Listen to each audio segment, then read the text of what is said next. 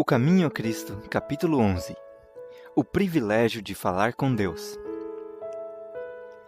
Deus nos fala pela natureza e pela revelação, pela sua providência e pelo influxo de seu Espírito. Isto, porém, não basta. Precisamos também derramar perante Ele nosso coração. Para ter vida e energia espirituais, cumpre estarmos em real comunhão com nosso Pai Celestial. Podem nossos pensamentos dirigir-se para Ele. Podemos meditar sobre suas obras, suas misericórdias, suas bênçãos. Mas isto não é, no sentido mais amplo, comungar com Ele. Para entreter comunhão com Deus, é preciso que tenhamos alguma coisa que lhe dizer acerca de nossa vida. A oração é o abrir do coração a Deus como a um amigo. Não que seja necessário a fim de tornar conhecido a Deus o que somos, mas sim para nos habilitar a recebê-lo. A oração não faz Deus baixar a nós, mas eleva-nos a Ele. Quando Jesus andou na terra, ensinou a seus discípulos como deviam orar. Instruiu-os a apresentar suas necessidades cotidianas a Deus e lançar sobre Ele todos os seus cuidados. E a certeza que lhes deu de que suas petições seriam ouvidas constitui também para nós uma certeza. Jesus mesmo, enquanto andava entre os homens, muitas vezes se entregava à oração. Nosso Salvador identificou-se com nossas necessidades e fraquezas, tornando-se um suplicante, um solicitador junto de seu Pai, para buscar dele novos suprimentos de força, a fim de que pudesse sair revigorado para os deveres e provações. Ele é nosso exemplo em todas as coisas. É um irmão em nossas fraquezas, pois como nós, em tudo foi tentado, mas sem pecado como era, sua natureza recuava do mal. Suportou lutas e agonias de alma num mundo de pecado. Sua humanidade tornou-lhe a oração uma necessidade e privilégio. Encontrava conforto e alegria na comunhão com o Pai. E se o Salvador dos homens, o Filho de Deus, sentia a necessidade de orar, quanto mais devemos nós, débeis e pecaminosos mortais que somos, sentir a necessidade de fervente e constante oração.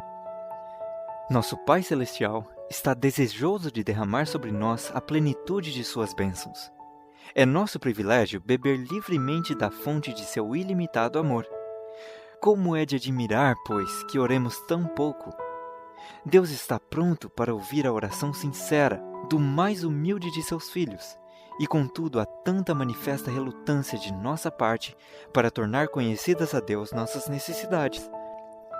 Que pensarão os anjos do céu a respeito dos pobres e desamparados seres humanos sujeitos à tentação, quando o coração de Deus, pleno de infinito amor, se inclina anelante para eles, pronto para lhes dar mais do que sabem pedir ou pensar, e contudo oram tão pouco e tão pouca fé exercem? Os anjos têm prazer em prostrar-se perante Deus. Deleitam-se em estar em sua presença. Consideram a comunhão com Deus como seu mais alto privilégio, e contudo os filhos da terra, que tanto precisam do auxílio que só Deus pode dar, parecem satisfeitos com andar sem a luz de seu Espírito, a companhia de sua presença. As trevas do maligno envolvem os que negligenciam a oração. As sutis tentações do inimigo os incitam ao pecado, e tudo isso por não fazerem uso do privilégio da oração que Deus lhes conferiu. Por que deveriam os filhos e filhas de Deus ser tão relutantes em orar, quando a oração é a chave nas mãos da fé para abrir o celeiro do céu, onde se acham armazenados os ilimitados recursos da onipotência? Sem oração constante e diligente vigilância, estamos em perigo de tornar-nos descuidosos e desviar-nos do caminho verdadeiro. O adversário procura continuamente obstruir o caminho para o trono da graça, para que não obtenhamos, pela súplica fervorosa e fé, graça e poder para resistir à tentação. Há certas condições sobre as quais podemos esperar que Deus ouça nossas orações e a elas atenda. Uma das primeiras delas é sentirmos nossa necessidade de seu auxílio. Ele prometeu: derramarei água sobre o sedento e rios sobre a terra seca. Isaías 44:3. Os que têm fome e sede de justiça, que anelam a Deus, podem estar certos de que serão satisfeitos. O coração tem de estar aberto à influência do Espírito. Ao contrário, não pode ser obtida a bênção de Deus. Nossa grande necessidade é ela mesma um argumento e intercede muito eloquentemente em nosso favor. Temos, porém, de buscar ao Senhor a fim de que faça essas coisas por nós.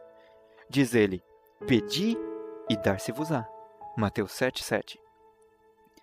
Aquele que nem mesmo a seu próprio Filho poupou, antes o entregou por todos nós, como nos não dará também com ele todas as coisas? Romanos 8,32. Se atendemos ainda à iniquidade em nosso coração, se nos apegarmos a algum pecado consciente, o Senhor não nos ouvirá. Mas a oração da alma penitente e contrita será sempre aceita. Depois de termos reparado todas as faltas de que temos consciência, poderemos crer que Deus atenderá às nossas petições. Nossos próprios méritos jamais nos recomendarão ao favor de Deus. É o mérito de Cristo que nos salvará. Seu sangue é que nos purificará. Nós, porém, temos uma obra a fazer para cumprir as condições da aceitação. Outro elemento da oração perseverante é a fé. É necessário que aquele que se aproxima de Deus creia que Ele existe e que é galardoador dos que o buscam. Hebreus 11:6. Jesus disse a seus discípulos: tudo o que pedirdes, orando, crede que o recebereis e tê-lo-eis. Marcos 11:24. Cremos em sua palavra? A certeza que nos dá é ampla e limitada, e é fiel aquele que prometeu. Se não recebemos exatamente as coisas que pedimos e ao tempo desejado, devemos, não obstante, crer que o Senhor nos ouve e que atenderá às nossas orações.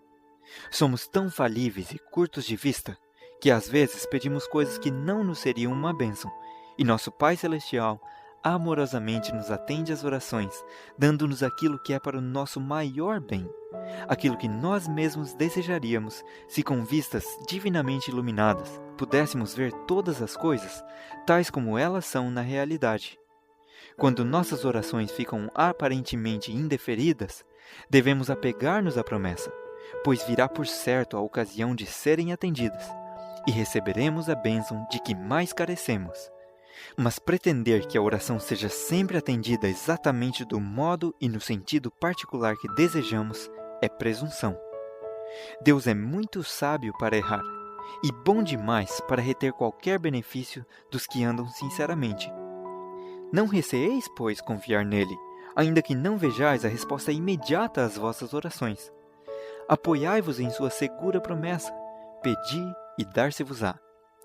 Se tomarmos conselho com as nossas dúvidas e temores, ou procurarmos solver tudo o que não podemos compreender claramente antes de ter fé, as perplexidades tão somente aumentarão e se complicarão.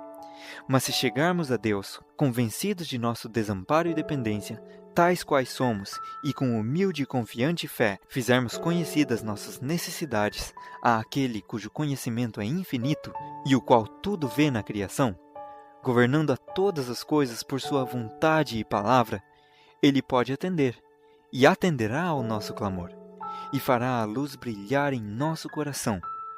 Pela oração sincera, somos postos em ligação com a mente do infinito. Não temos no mesmo momento evidência notável de que a face de nosso Redentor se inclina sobre nós em compaixão e amor, mas é realmente assim. Podemos não sentir seu contato visível, mas sua mão está sobre nós, em amor e compassiva ternura. Quando chegamos a pedir misericórdia e bênçãos de Deus, devemos fazê-lo tendo no coração um espírito de amor e perdão. Como poderemos orar? Perdoa-nos as nossas dívidas, assim como nós perdoamos aos nossos devedores, e não obstante, alimentar um espírito de irreconciliação? Se esperamos que nossas orações sejam atendidas, devemos perdoar aos outros do mesmo modo e na mesma medida em que esperamos ser perdoados. A perseverança na oração é também uma condição para ser ela atendida. Devemos orar sempre se quisermos crescer na fé e experiência. Perseverai em oração, velando nela com ações de graças, Colossenses 4:2. Pedro exorta os crentes: sede sóbrios e vigiai em oração. 1 Pedro 4:7. Paulo instrui: as vossas petições sejam em tudo conhecidas diante de Deus. Filipenses 4:6. Mas vós, amados, diz Judas, orando no Espírito Santo, conservai a vós mesmos na caridade de Deus. Judas 20 e 21. A oração incessante é a união ininterrupta da alma com Deus, de maneira que a vida de Deus flui para a nossa vida, e de nossa vida refluem para Deus a pureza e santidade. Há necessidade de diligência na oração, que coisa alguma dela vos detenha. Fazei todos os esforços para conservar aberta a comunhão entre Jesus e vossa própria alma. Procurai toda a oportunidade para irdes aonde se costuma fazer oração. Os que estão realmente buscando a comunhão com Deus serão vistos nas reuniões de oração, fiéis ao seu dever e atentos e ansiosos por colher todos os benefícios que possam lograr. Aproveitarão todas as oportunidades de colocar-se onde possam receber raios de luz do céu. Temos que orar em família e, sobretudo, não devemos negligenciar a oração secreta, pois ela é a vida da alma. É impossível a alma prosperar enquanto é negligenciada a oração. A oração familiar e a oração pública não bastam. Em solidão, abra-se a alma às vistas perscrutadoras de Deus. A oração secreta só deve ser ouvida por Ele, o Deus que ouve as orações. Nenhum ouvido curioso deve partilhar dessas petições, em que a alma assim depõe o seu fardo. Na oração secreta, a alma está livre das influências do ambiente, livre da agitação. Calmamente, mas com fervor, busca a Deus. Suave e permanente será a influência que emana daquele que vê o secreto, e cujo ouvido está aberto para ouvir a prece que vem do coração. Pela fé calma e singela, a alma entretém comunhão com Deus e absorve raios de luz divina que a devem fortalecer e suster no conflito contra Satanás. Deus é nossa fortaleza. Orai em vosso aposento particular, e enquanto seguis vossos afazeres diários, elevai muitas vezes o coração a Deus. Era assim que Enoque andava com Deus. Essas orações silenciosas sobem para o trono da graça qual precioso incenso. Satanás não pode vencer aquele cujo coração deste modo se firma em Deus. Não há tempo nem lugar impróprios para erguer a Deus uma prece. Nada há que nos possa impedir de alçar o coração no espírito de oração sincera.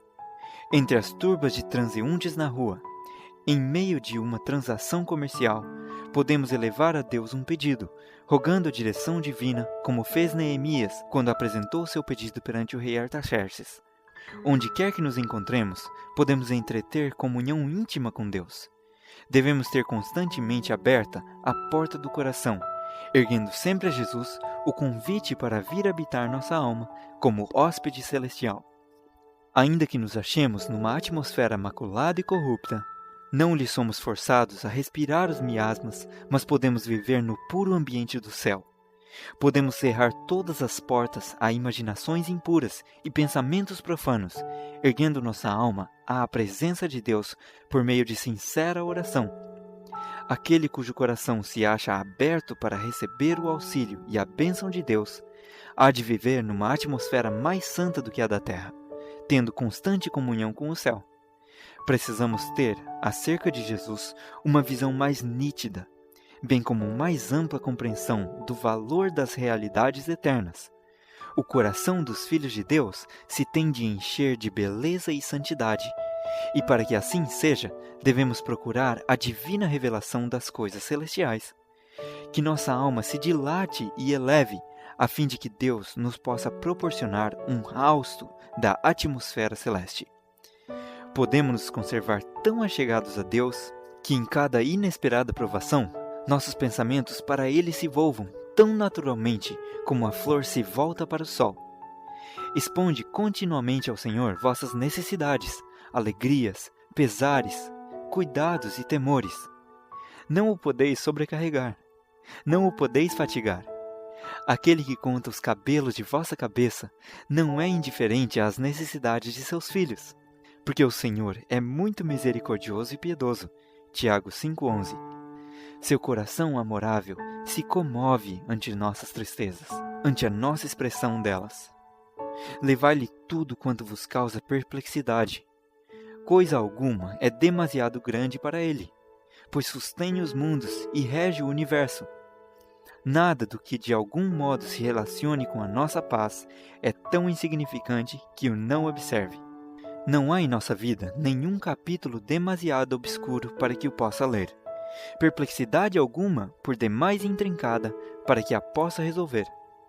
Nenhuma calamidade poderá sobrevir ao mais humilde de seus filhos, ansiedade alguma lhe atormentar a alma, nenhuma alegria possuí-lo, nenhuma prece sincera escapar-lhe dos lábios, sem que seja observada por nosso Pai Celeste, ou sem que lhe atraia o imediato interesse.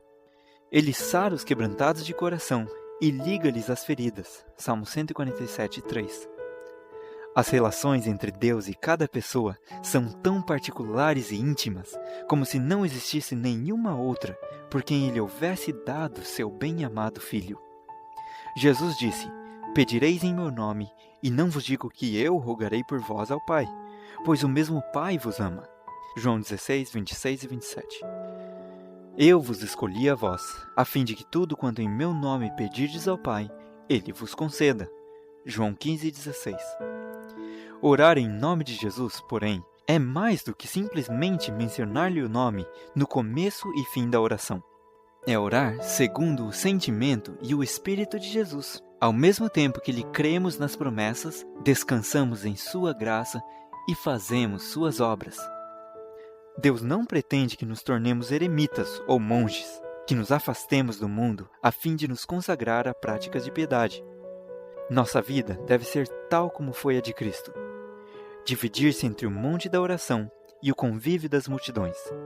Aquele que não faz senão orar, ou em breve deixará de o fazer, ou suas orações se tornarão formais e rotineiras. Quando os homens se retiram da convivência de seus semelhantes, da esfera dos deveres cristãos, deixando de levar a sua cruz, quando deixam de trabalhar zelosamente pelo Mestre, que com tanto zelo por eles trabalhou, privam-se do objetivo essencial da oração, deixando de ser estimulados às devoções. Suas preces se tornam pessoais e egoístas. Não podem orar a respeito das necessidades humanas ou da edificação do reino de Cristo, suplicando forças para o trabalho. É para nosso prejuízo que nos privamos do privilégio de nos reunir uns com os outros para nos fortalecer e animar mutuamente ao serviço do Senhor. As verdades de sua palavra perdem seu vigor e importância para o nosso espírito. O coração deixa de ser iluminado e comovido por sua santificadora influência, e declinamos na espiritualidade. Perdemos muito em nossas relações como cristãos devido à falta de simpatia de uns para com os outros. Aquele que se fecha consigo mesmo não está preenchendo o lugar a que o Senhor o designou. O devido cultivo dos traços sociais de nossa natureza leva-nos a ter simpatia pelos outros, sendo um meio de nos desenvolver e tornar mais fortes para o serviço de Deus. Se os cristãos entretivessem convivência, falando entre si do amor de Deus e das preciosas verdades da redenção, seu próprio coração seria refrigerado, ao mesmo tempo que levariam refrigério uns aos outros. Devemos aprender diariamente de nosso Pai Celeste, alcançando nova experiência de sua graça. Desejaremos, então, falar acerca de seu amor, e assim fazendo, nosso próprio coração crescerá em ânimo e fervor. Se pensássemos e falássemos mais em Jesus e menos em nós mesmos, teríamos muito mais de sua presença. Se pensássemos em Deus ao menos tantas vezes quantas vemos suas demonstrações de cuidado por nós, havíamos de tê-lo sempre em mente, deleitando-nos em falar a seu respeito e em louvá-lo. Falamos sobre as coisas temporais, porque nelas nos interessamos. Falamos em nossos amigos, porque lhes temos amor. Com eles compartilhamos as dores e alegrias. Temos, no entanto, razões infinitamente maiores para amar a Deus do que aos nossos amigos terrestres. E deveria ser a coisa mais natural do mundo dar-lhe o primeiro lugar em nossos pensamentos, falar de sua bondade e de seu poder. Ao conceder-nos tão ricos dons, não era seu desígnio que estes nos absorvessem por tal forma a mente e o coração, que nada nos restasse para lhe dar. Eles nos devem, ao contrário, fazer lembrar sempre dele, ligando-nos com laços de amor e gratidão a nosso celeste benfeitor. Vivemos muito apegados à terra. Ergamos o olhar para a porta aberta do santuário em cima, onde a luz da glória de Deus resplandece na face de Cristo, o qual pode também salvar perfeitamente os que por ele se chegam a Deus. Hebreus 7:25. Devemos louvar mais a Deus pela sua bondade e pelas suas maravilhas para com os filhos dos homens. Salmo 107:8. Nossas devoções não deviam consistir só em pedir e receber. Não pensemos sempre em nossas necessidades, sem nunca nos ocuparmos com os benefícios recebidos. Não oramos demasiado, mas somos ainda mais econômicos em nossas ações de graças. Estamos a receber continuamente as misericórdias de Deus, e, no entanto, quão pouco lhe exprimimos nosso reconhecimento, quão pouco o louvamos pelo que por nós tem feito. O Senhor ordenou antigamente a Israel, quando se reuniram para o seu culto: ali comereis perante o Senhor vosso Deus, e vos alegrareis em tudo que poreis a vossa mão, vós e as vossas casas, no que te abençoar o Senhor teu Deus. Deuteronômio 12:7. Aquilo que fazemos para a glória de Deus deve ser feito com alegria, hinos de louvor e ações de graças, não com tristeza e aspecto sombrio. Nosso Deus é um terno e misericordioso Pai. Seu serviço não deve ser considerado como um exercício penoso e entristecedor. Deve ser uma honra adorar o Senhor e tomar parte em sua obra. Deus não quer que seus filhos, para quem preparou uma tão grande salvação, procedam como se ele fosse um duro e exigente feitor. É seu melhor amigo, e espera que quando o adorem, possa estar com eles para os abençoar e confortar, enchendo-lhes o coração de alegria e amor. O Senhor deseja que seus filhos encontrem conforto em seu serviço, achando mais prazer que fadiga em sua obra. Deseja que aqueles que o buscam para lhe render adoração levem consigo preciosos pensamentos acerca de seu cuidado e amor, a fim de poderem ser animados em todas as suas ocupações da vida diária e disporem de graça para lhe dar sincera e fielmente em todas as coisas. Precisamos congregar-nos em torno da cruz. Cristo e Ele crucificado, eis o que deve constituir o tema de nossas meditações, de nossas conversas e de nossas mais gratas emoções. Devemos conservar em mente todas as bênçãos que recebemos de Deus, e ao compreendermos o grande amor que nos tem, havemos de nos sentir atraídos a confiar tudo às suas mãos, que por nós foram cravadas na cruz. A alma pode ascender para mais perto do céu nas asas do louvor. Deus é adorado com hinos e músicas nas cortes celestes, e ao exprimir-lhe a nossa gratidão, estamos nos aproximando do culto que lhe é prestado pelas hostes celestes. Aquele que oferece sacrifício de louvor me glorificará. Salmo 50:23. Cheguemos, pois, com reverente alegria a nosso Criador, com ações de graças e voz de melodia. Isaías 51:3. O fim do capítulo 11 do Caminho a Cristo.